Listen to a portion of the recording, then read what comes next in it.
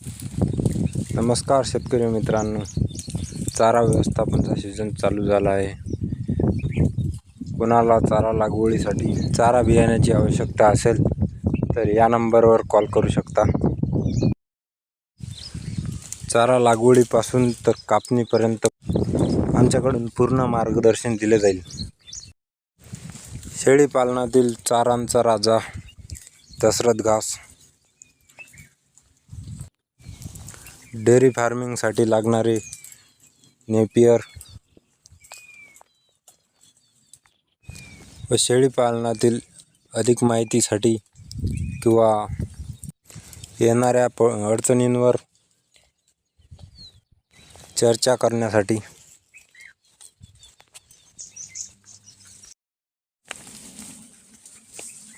ग्रुपमध्ये जॉईन होऊ शकता. सुबाबूळ, हातगा, तुतीच्या झाडाचं पान बघू शकता, मोठं असते, आवडीनं पाला खाते.